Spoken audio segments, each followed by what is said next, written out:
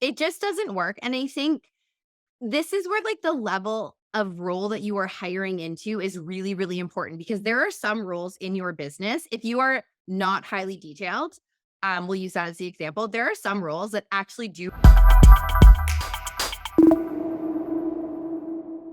Laura and I thought that it would be really helpful if we had a conversation around business partnerships and how to hire for higher level positions within the business. We're going to go lessons here. You have to work with people who, at the outset, have the same frame of reference and the same mindset as you, Yes. because you can't bump up against resistance with the people that you work with when you're battling your own resistance. Like, I Mhm. think one of the reasons that we have the relationship that we do is because at the outset, we both understood the value of imperfect action. We Yeah. both understood the necessity of what's that book called? Like Ready, Fire, Aim. Yes. Yes. Ready, fire, aim. Like Yes. that is a principle, Yes. that is a motto. Ready, fire, aim Yes. For both of us. for Mhm. both of us. Yep. And that's rare. That's a rare quality to find in someone. And if you're going to be successful to the degree that you and I independently both really wanted to be successful, um, that quality has to be there. That's not something you can teach. Like, that is a mindset that you can hone and develop and sort of ground into over time. But if it's not there at the outset, you're kind of screwed. Absolutely.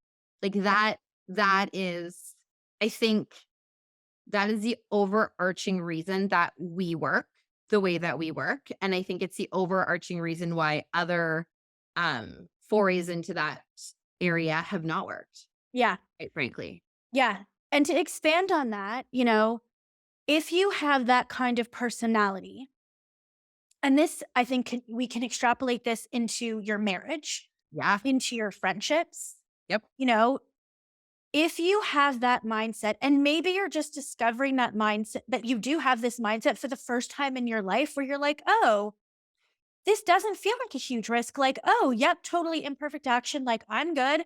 I'll learn on my way down. Like, I'll learn how to fly on my way down. Like, I'm good.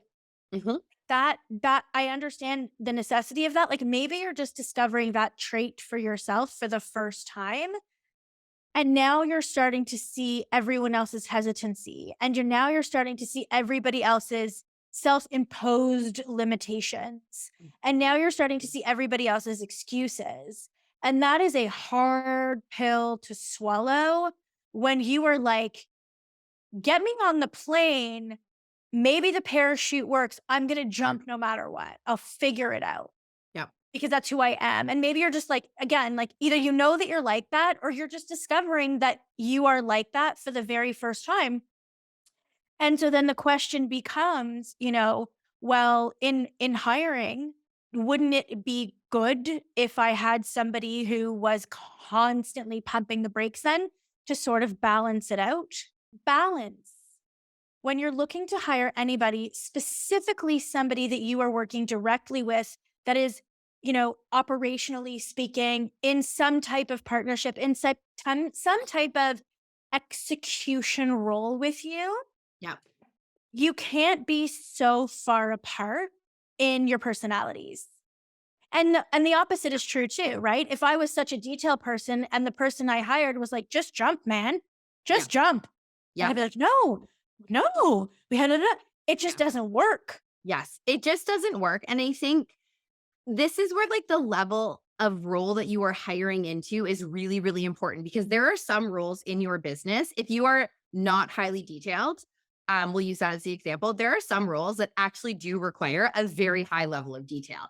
The challenge you get into is when you are bringing somebody into a role that, is maybe not equal to your role, but is high up and is kind of working in tandem with and with the same level of authority in the company. Because what happens is you end up in this situation where, one head of the company is saying this thing and putting it this message and operating under this ethos. And then somebody else is saying this thing and putting it this message and operating under this ethos.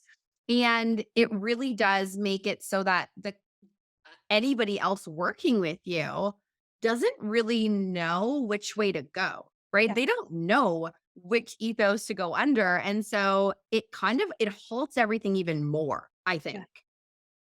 Absolutely. And so, tip number one when you're hiring, if it's somebody that is responsible for an execution role and not necessarily like a data management sort of metric tracking thing, because that's obviously high detail.